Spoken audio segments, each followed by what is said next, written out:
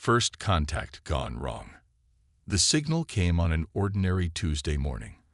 Dr. Sarah Chin was halfway through her coffee when the arrays at SETI picked up something that was decidedly not ordinary background radiation. Within hours, every radio telescope on Earth confirmed it, a regular, repeating pattern coming from just beyond Mars' orbit. Humanity had found its first alien beacon. It's been there for at least a century, Sarah explained to the hastily assembled UN Security Council. Her hands trembled slightly as she manipulated the holographic display. The beacon was designed to activate only when we developed sufficient technology to detect it. It's an invitation. The beacon contained coordinates for a meeting point in neutral space, along with technical specifications for a basic FTL drive. The message was clear: prove you can reach us, and we'll talk. The global response was unprecedented. Nations pooled resources, corporations diverted entire production lines, and within 8 months, humanity had built its first interstellar vessel, the UES Horizon. Sarah stood on the bridge of the Horizon as it approached the designated coordinates. Captain Maya Rodriguez, a veteran of 3 space missions, maintained a steady hand on the helm. The crew of 20 represented Earth's finest: scientists, diplomats, and military observers chosen for their brilliance and adaptability. Signal detected, Communications Officer James Park announced. It's massive. A ship just dropped out of FTL. It's at least 20 times our size. The alien vessel resembled a crystalline cathedral, all sharp angles and geometric precision. It dwarfed the horizon, making Earth's proudest achievement look like a rowboat beside an aircraft carrier. The ship belonged to the Valdari Empire, a civilization that had ruled this sector of space for 50,000 years. First contact went smoothly. At first, the Valdari were humanoid, tall and elegant with iridescent skin and 4 arms. Their ambassador, Supreme Coordinator Vextal, seemed genuinely interested in humanity's achievements. But as the diplomatic talks progressed, subtle tensions emerged. Your species shows unexpected progress, Vextal observed, their tone shifting from diplomatic to clinical. Our studies indicated you should still be centuries away from achieving FTL capability. Your development pattern is concerning.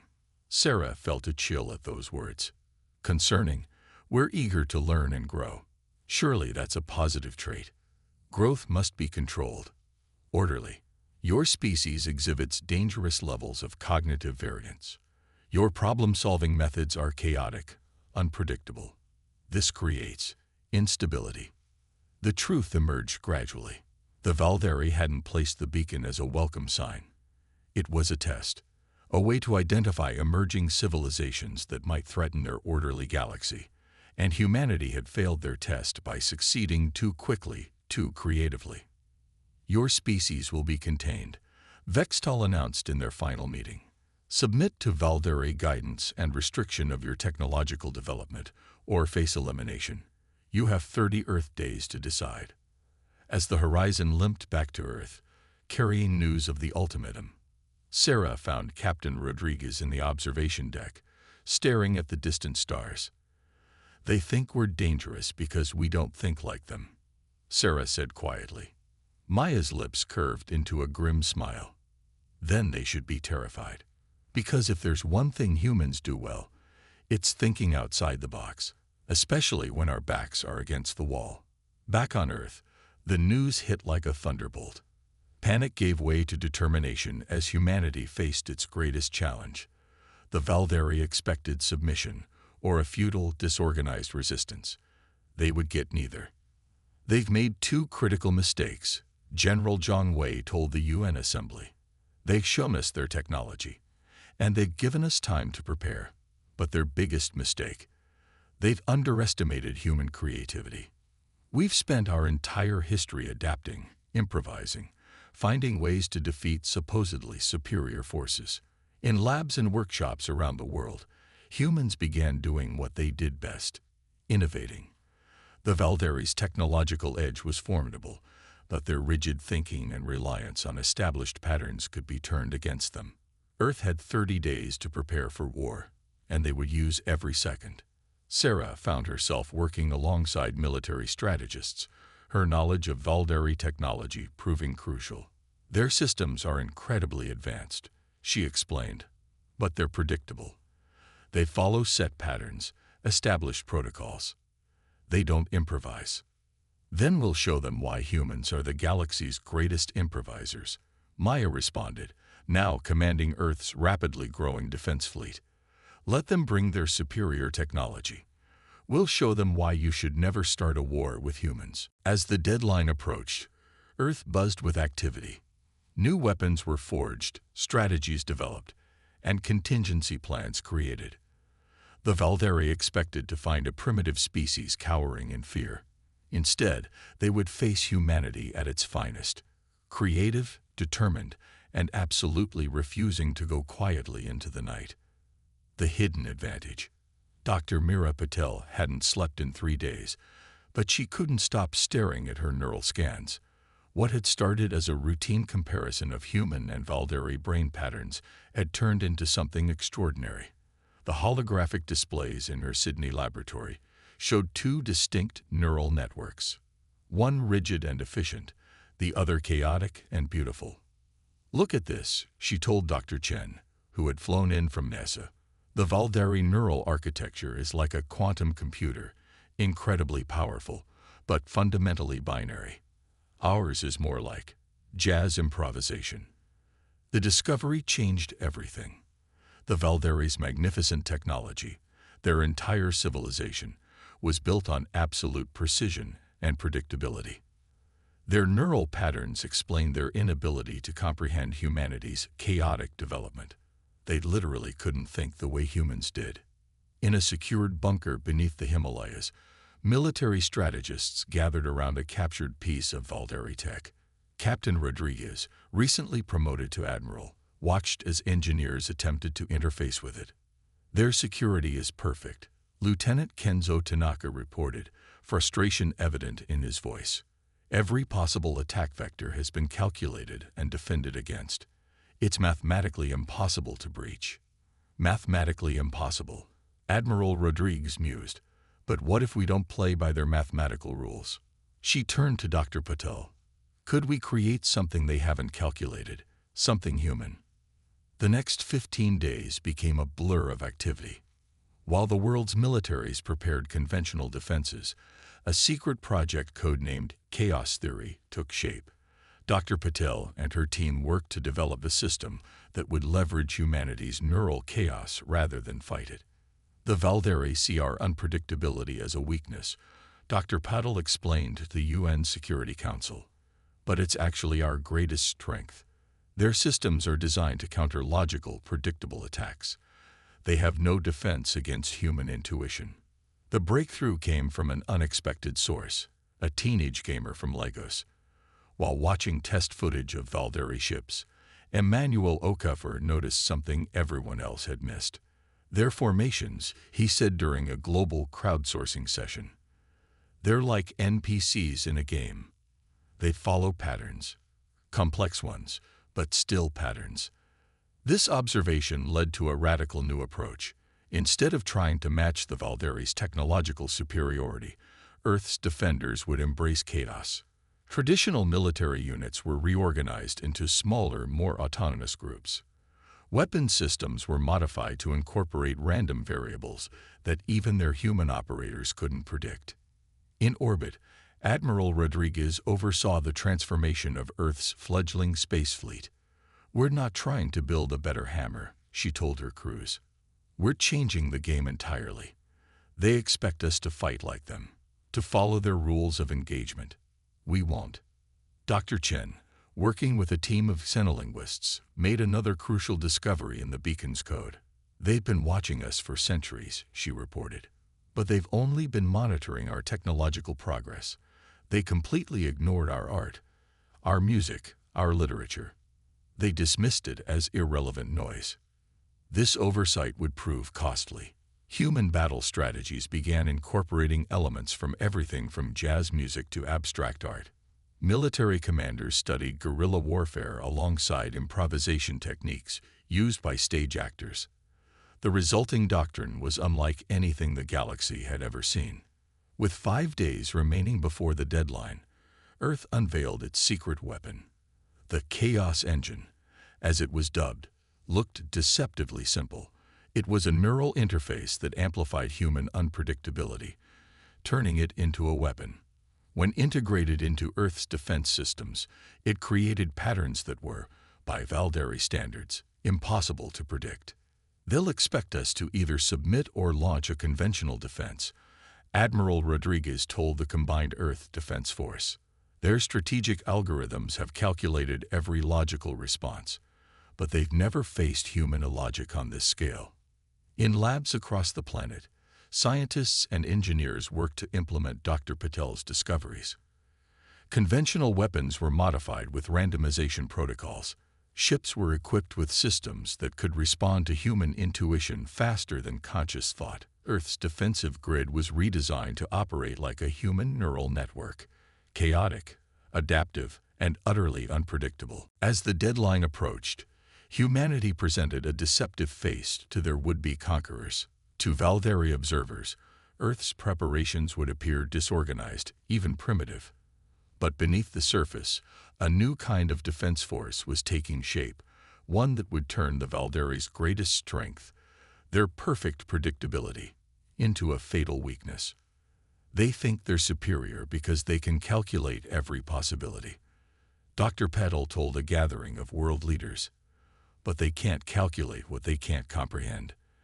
And they've never encountered anything quite as incomprehensible as humanity fighting for its survival. The stage was set. Humanity had found its hidden advantage, but the real test was yet to come. As the deadline neared, Earth's defenders prepared to show the galaxy why underestimating human creativity was a dangerous mistake. Asymmetric warfare. The Valderi fleet arrived exactly as predicted, precise, methodical, and overwhelming in its scale. 5,000 ships emerged from FTL in perfect formation, their crystalline hulls reflecting starlight like a galaxy of artificial diamonds. Supreme Commander Vextel's message was transmitted simultaneously to every communication device on Earth. "Your time has expired. Prepare for systematic pacification." Admiral Rodriguez stood on the bridge of the UES Defiant, watching the holographic display of the approaching armada. "Well," she said with a grim smile, "let's show them why you don't pick a fight with humans." The initial Valderi attack followed textbook invasion protocols. Their ships moved in precise geometric patterns, targeting military installations and defense platforms with mathematical precision. To their sensors, Earth's response appeared chaotic and disorganized, exactly as planned. "Chaos Engine activated," Dr. Patel reported from her command center deep beneath the Himalayas. "Neural network integration at 100%, ready to improvise." The first surprise came when the Valderi's opening salvos hit Earth's apparently primitive shield grid. Instead of shattering, the barriers rippled and fluctuated like living things, absorbing and redistributing energy in patterns that defied physical laws. The shields had been modified to respond to the collective intuition of thousands of human operators, making them effectively impossible to predict.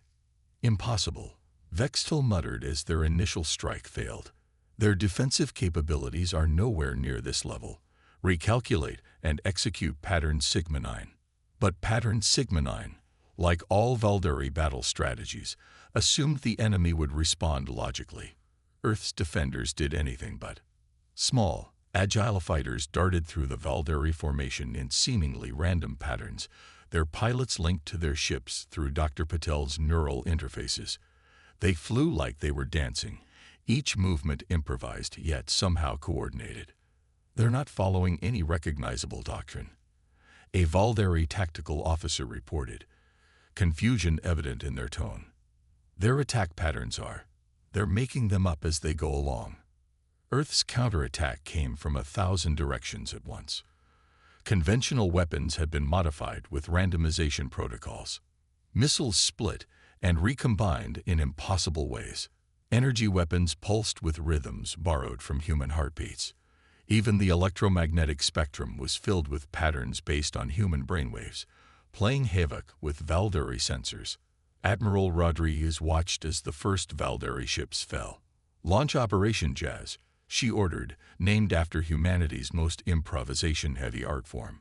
Across Earth's orbital space, defense platforms began moving in ways that mimicked the flow of music, creating a deadly dance that the Valderi computers couldn't predict. The Chaos Engine proved its worth in the first hour of battle. It took human unpredictability and turned it into a weapon, coordinating Earth's defenses in ways that appeared random but were devastatingly effective. Valderi ships, designed to counter logical attacks, found themselves unable to adapt to strategies that changed from moment to moment. Their entire tactical doctrine is based on predictability, Dr. Chen observed, analyzing real-time battle data. They can't comprehend an enemy that doesn't follow logical patterns. On the ground, humanity's guerrilla tactics proved equally effective. When Valderi forces attempted planetary insertion, they found themselves facing defenders who refused to fight according to any known military doctrine. Civilian infrastructure transformed in unexpected ways. Urban environments became three-dimensional battlefields where every piece of human technology could be repurposed in ways the Valderi hadn't imagined possible. "They expected us to fight like a primitive version of them," General Zhang said as he coordinated the ground defense. "Instead, we're fighting like humans, creative, adaptive, and completely unpredictable." The turning point came when a group of teenage hackers, led by Emmanuel from Lagos, discovered they could inject human-generated chaos directly into Valderi command and control systems. Their perfect computational networks had no defense against the digital equivalent of abstract art. "Their systems are rejecting our input as errors," Emmanuel reported excitedly. "But there are so many errors that they can't process them fast enough. It's like we're giving their computers an anxiety attack." 8 hours into the battle, the first Valderi dreadnought fell, not to overwhelming firepower, but to a cascade of unpredictable, improvised attacks that its defensive systems couldn't categorize. The mighty vessel's shields had been programmed to counter every known form of assault, but they hadn't been programmed to counter human creativity. "This is impossible," Vextal raged as more ships reported critical failures. "They're violating every principle of strategic combat. Their tactics defy logical analysis." Admiral Rodriguez allowed herself a small smile as she watched the Valderi formation begin to break down. "That's the point," she muttered. "You can't calculate the incalculable. And humans, we're masters of the impossible." As the first day of battle drew to a close, humanity had proven something extraordinary. In a fight between perfect logic and human creativity, creativity had the edge. The Valderi's mighty fleet, designed to overwhelm any conventional resistance, found itself being systematically dismantled by an enemy it couldn't predict or understand. The war was far from over, but humanity had shown the galaxy something important. Underestimating human ingenuity was a mistake that even the most advanced civilization could make only once. The counterstrike. Admiral Rodriguez stood before the holographic display of the Valderi command ship, known as the Eternal Algorithm.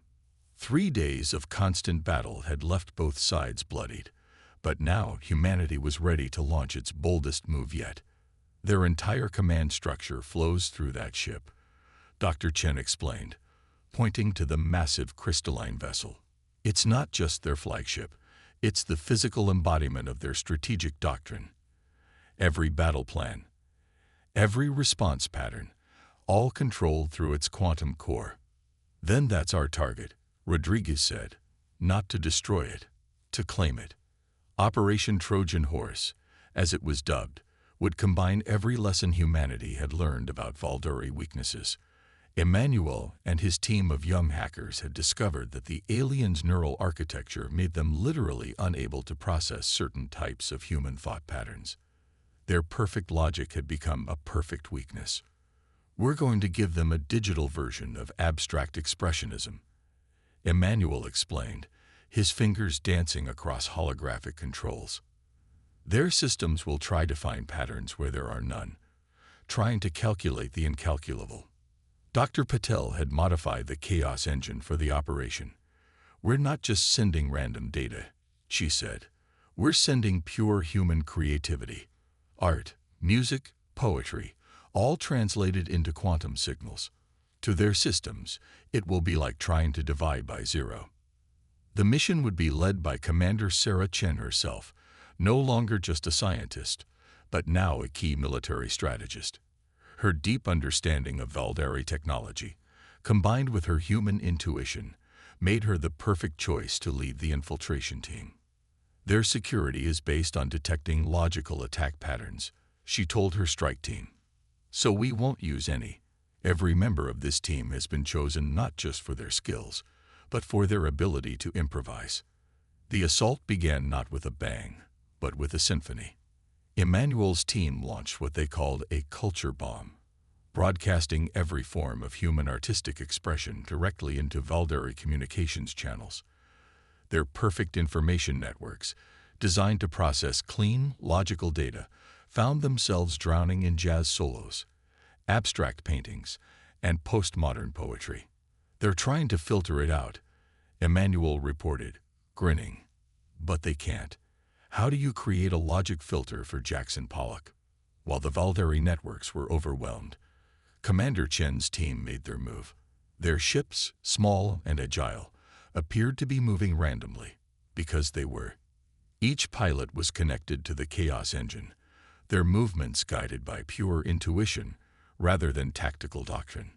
The eternal algorithm's defenses, programmed to counter every known form of military assault, found themselves facing something unprecedented: humans being deliberately, strategically unpredictable. "We're not trying to break their security," Chen explained as her team approached the massive vessel. "We're making their security break itself by trying to process us." The infiltration itself was a masterpiece of controlled chaos.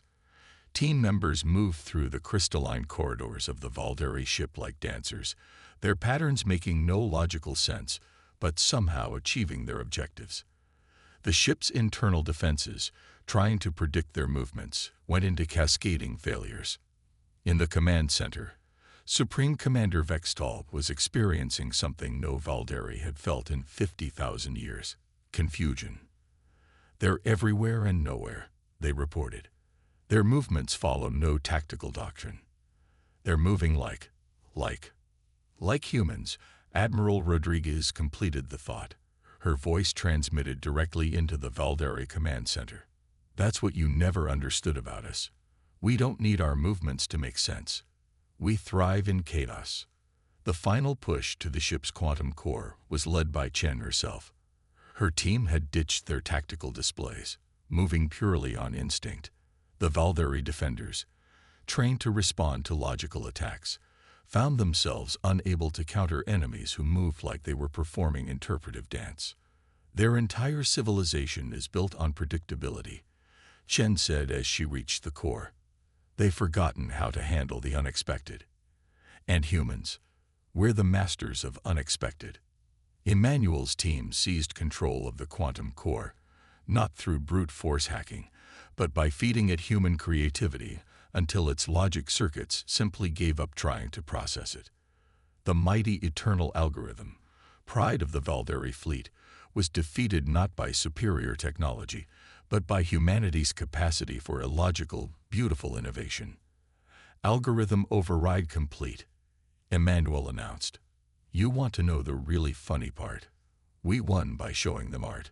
Their perfect logical systems couldn't handle human creativity." As Commander Chen stood in the conquered heart of the Valdari flagship, she realized humanity had done more than just win a battle. They had demonstrated a fundamental truth about the universe. There would always be things that couldn't be calculated, couldn't be predicted, and that was where humanity thrived. The war wasn't over, but its outcome was now certain. The Valdari's perfect logical empire had been undone not by force, but by the chaotic, beautiful unpredictability of the human spirit. Victory through innovation.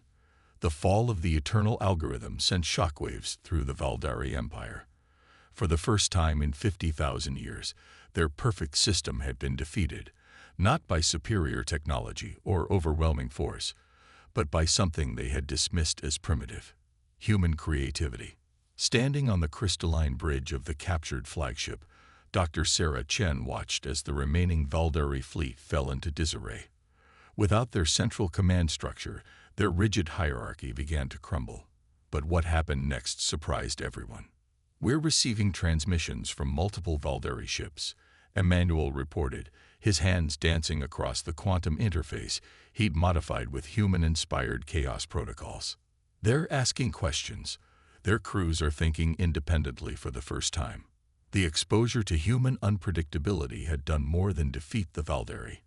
It had transformed them. Their neural networks, programmed for perfect logic, had been forced to adapt to process human chaos. In doing so, they had begun to change. Admiral Rodriguez recognized the moment for what it was. "This isn't just a military victory," she announced to the combined Earth Defense Forces. "This is a revolution. We haven't just protected Earth. We've shown the galaxy a new way of thinking." The Valdari who had survived the battle were experiencing something entirely new: uncertainty. Their perfect, predictable universe had been shattered, replaced by one where creativity and adaptation were not just possible but necessary. Dr. Patel, monitoring neural patterns across the Valdari fleet, made an astonishing discovery. "Their brains are rewiring themselves," she reported. "The exposure to human thought patterns has triggered some kind of evolutionary response. They're learning to think differently." Young Valdari, in particular, showed remarkable adaptation. Where their elders had been horrified by human unpredictability, the younger generation was fascinated. They began experimenting with human concepts like art, music, and improvisation. Supreme Coordinator Vextal, now under Earth's custody, watched in mixture of horror and wonder as their perfect empire transformed. "We thought order was the highest achievement," they admitted to Chen. "We never understood that true advancement comes from embracing chaos, not controlling it." The peace negotiations that followed were unlike anything the galaxy had seen. Instead of rigid protocols and mathematical precision, the discussions flowed like jazz: themes and counterpoints, improvisation within structure. Human diplomats taught their Valdari counterparts the art of thinking outside their crystalline boxes. "We're not asking you to abandon logic," Dr. Chen explained to a group of Valdari scientists. "We're showing you how to complement it with creativity. Together, we can build something greater than either of our civilizations could achieve alone." Emmanuel and his team of young hackers became cultural ambassadors, teaching Valdari youth the joy of unpredictability. They created hybrid systems that combined Valdari precision with human innovation, giving birth to technologies that neither species could have developed independently. The Chaos Engine, originally designed as a weapon, became a tool for understanding. Dr. Patil modified it to help Valdari minds comprehend and eventually generate human-like creativity. The process was challenging, often frustrating, but the results were transformative. "They're learning to dream," Patil observed, watching neural patterns that showed Valdari minds beginning to explore possibilities beyond pure logic. "And we're learning the value of their precision. It's a perfect synthesis." Earth's victory had proven something fundamental about the nature of intelligence. True advancement didn't come from perfect logic or pure chaos, but from the ability to dance between the two. Humanity's greatest strength wasn't their technology or their resilience. It was their capacity to imagine, to create, to see patterns where none existed, and to break patterns that seemed unbreakable. Admiral Rodriguez, standing at a ceremony marking the formal peace treaty, summed it up best: "We didn't win because we were stronger or smarter. We won because we dared to be different. We won because we embraced what made us unique: our beautiful, chaotic, creative humanity." The galaxy would never be the same. The Valdari Empire, once a force for rigid order, began to evolve into something new. Their perfect geometric ships started showing signs of artistic expression. Their quantum computers learned to process intuition alongside logic. They had learned perhaps the most important lesson humanity had to teach, that perfection isn't found in flawlessness, but in the beautiful unpredictability of life itself. And humanity. They had learned something too. Their victory hadn't just saved Earth. It had proven that their greatest perceived weakness was actually their greatest strength. In a universe that seemed to demand order and predictability, humans had shown that chaos, creativity, and the courage to improvise were not just viable alternatives. They were essential elements of true advancement. The stars themselves seemed brighter now, full of infinite possibilities. Humanity had taken its first steps into a larger galaxy not as conquerors or subjects, but as teachers of a profound truth, that in the endless dance between order and chaos, the most beautiful movements are the ones you never see coming.